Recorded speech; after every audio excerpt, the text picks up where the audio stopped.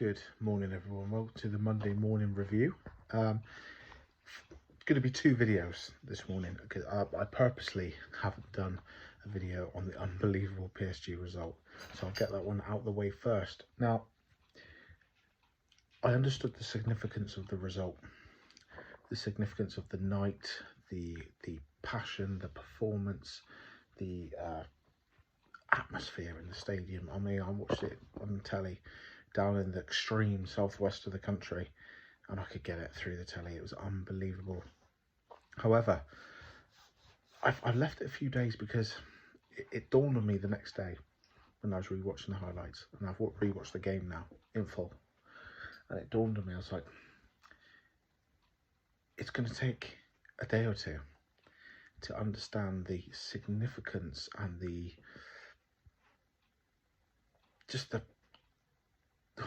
I don't even know what the right word is, the brilliance, the Herculean effort of the team, the performance. Now, the result is unbelievable. That will send shockwaves around Europe. 4-1 win against PSG, albeit an underperforming PSG, encapsulated in particular by their star man, Kylian Mbappe, which I'll get to in a minute. But it's, with each day that goes past, you appreciate that performance even more.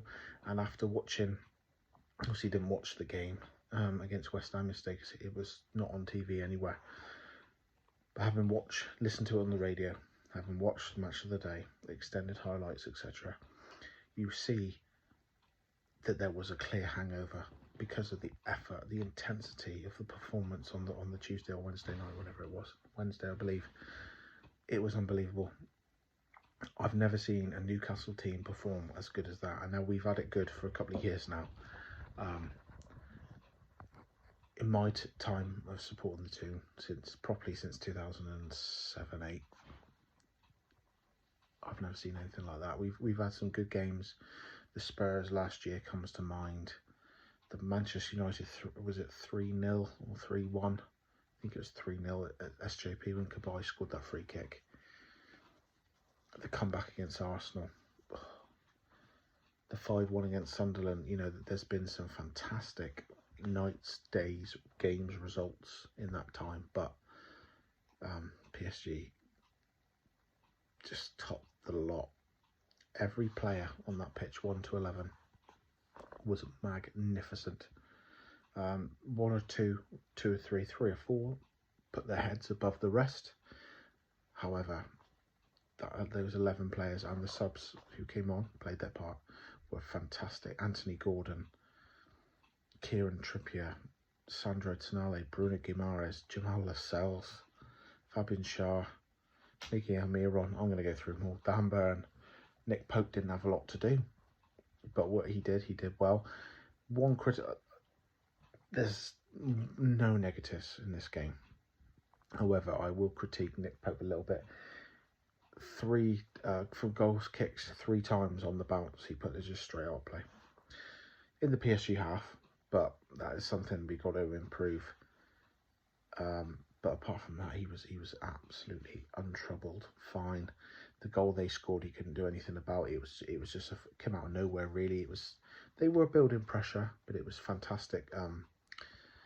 Pass, lobbed ball over the top from, was it Zahir Emery, I believe he's called, 17-year-old midfield player. He was outstanding, I thought. He was big brothered a little bit by Bruno and Tonali at times, but I thought he was excellent. So let's go through it. The intensity of the crowd was,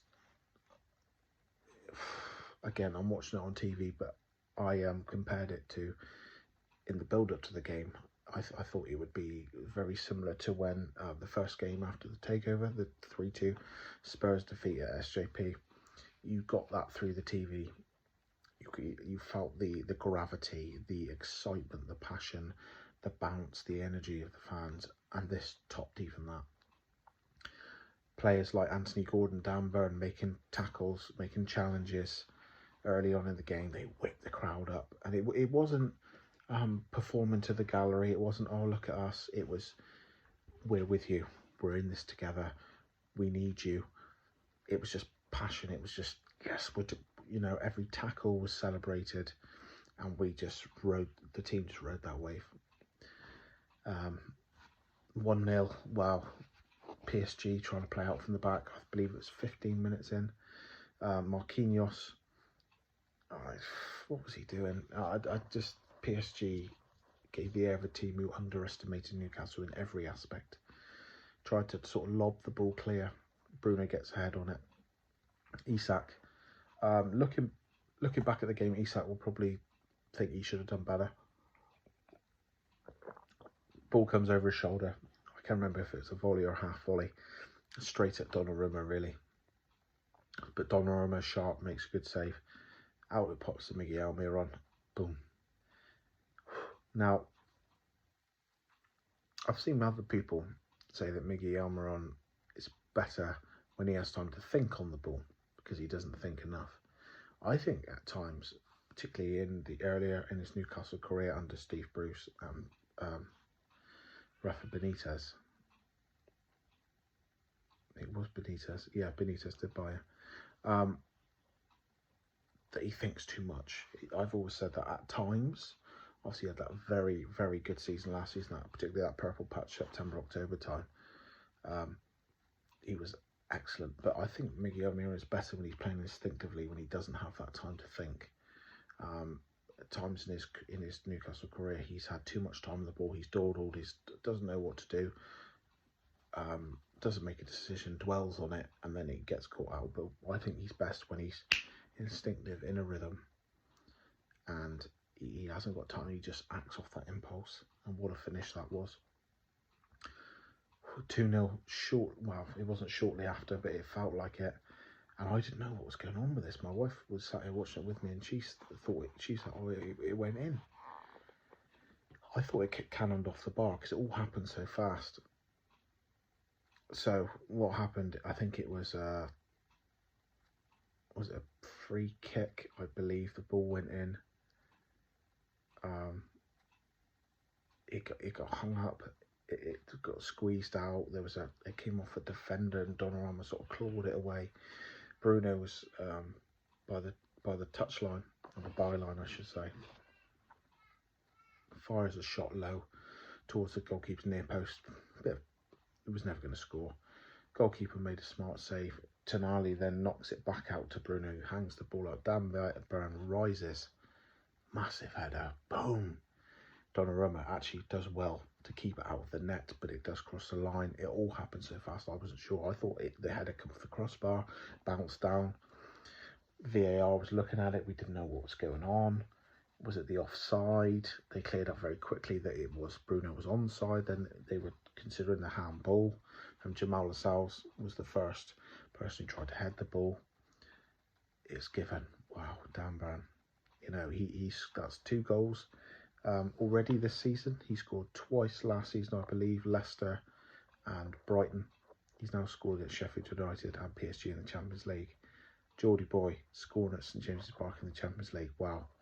And the way because the VAR took so long, he was down, obviously getting ready, left back, down on the touchline, waiting, and then he just turned and looked at the Melbourne stand, and it was fantastic. Arms wide, brilliant. And we just kept that up. PSG couldn't get into the game. They had the flat 4 up front. We overloaded them in midfield. We had more energy. Longstaff was excellent.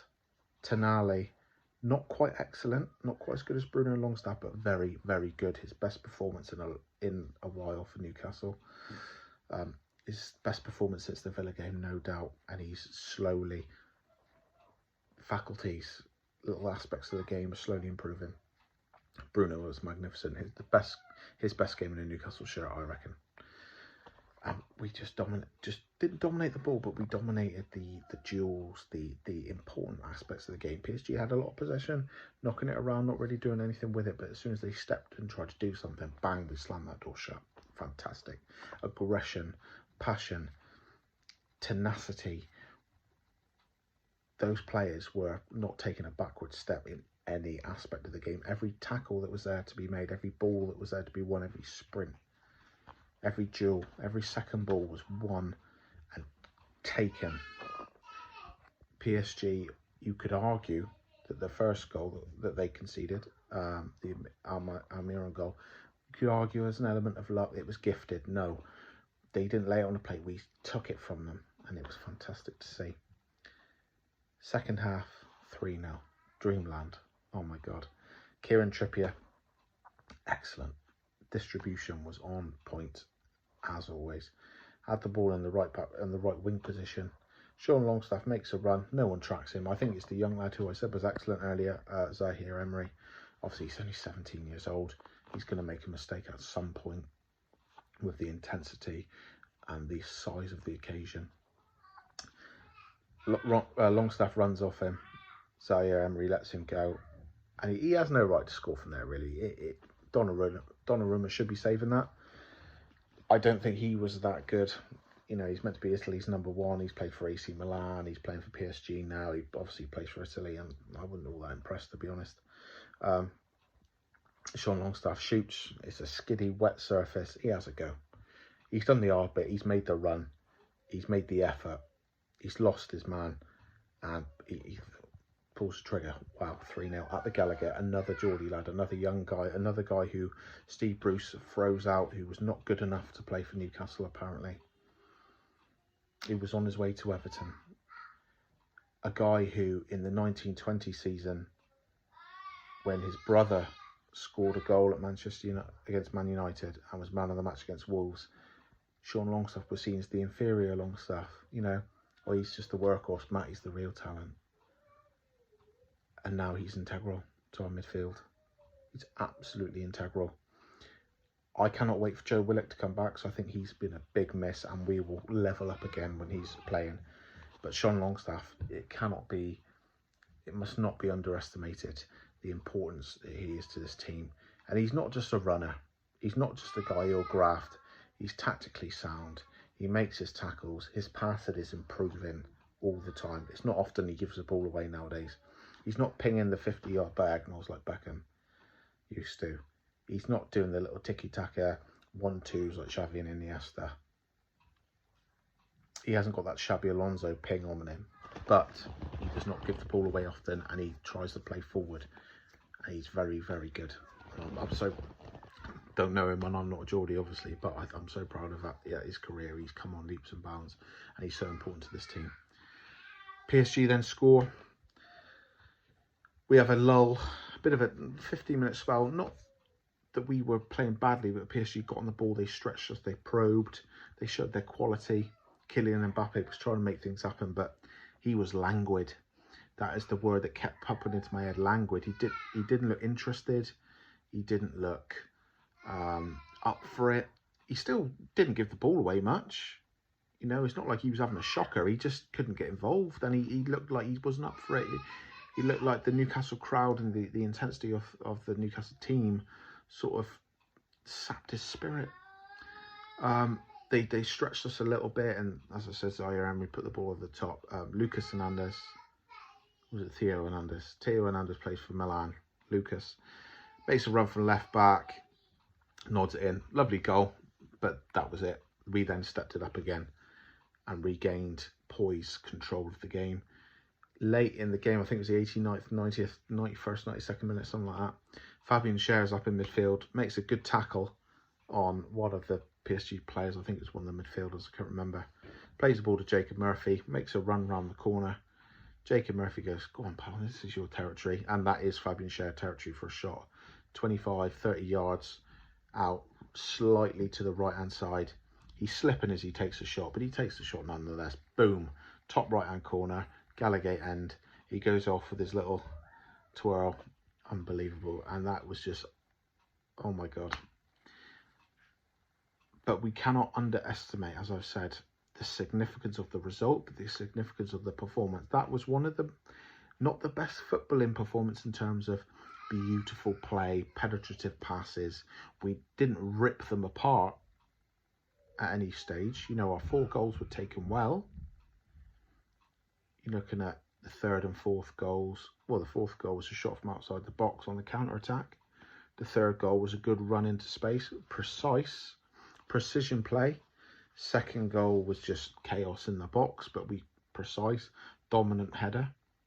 The 1st goal was the press. We didn't score a Barcelona-esque beautiful 10 to 15 passes in and around the box, but the intensity, the work rate, the precision of the passes, the aggression. We beat any team in the world with that performance, in my book. Any team in the world. Because I don't think anyone could live with Newcastle when they're playing like that at St James's Park in that atmosphere. Fantastic. And I will never ever forget that game. It was phenomenal. Obviously, I'm doing this after the West Ham game. I'll cover that in a separate little video in a bit. But we now go into an international break. Slightly creaking after yesterday, but we've got players to come back. There's a bit of a rest now, and it's much needed. But since we lost to Brighton, in this little spell after the last international break, we've drawn at Milan. We've beaten Burnley. Or it might have been Burnley, then Milan, I can't remember. We've beaten, there's no particular order. We've drawn at Milan, we've beaten Burnley, we beat Brentford, we've beaten Sheffield United 8-0 away. We've beaten Manchester City in the Cup, and we just smashed the brakes off of PSG and got a hard-earned point away at West Ham on not our best day. 7 games, unbeaten in that spell again. And you take West Ham away, hard game. Manchester City at home, PSG at home. Milan away. Some serious games there. But that PSG performance, that was special. That was tremendous. That was season defining. I don't know, it's early, but if and when Newcastle go on to win the big prizes, I believe it's a when, not an if. It will happen in time. That'll be one of the games that we look back on in years to come and go, that was a moment. That was a moment that gave the team the confidence to think we can mix it with the big boys. At our place, we can beat anyone. Beat Manchester in the space of a week. We beat Manchester City and PSG at home, scoring 5, conceding 1. Unbelievable. Anyway, thanks for watching. Much appreciated. Please like, comment, subscribe, and I'll see you in a bit.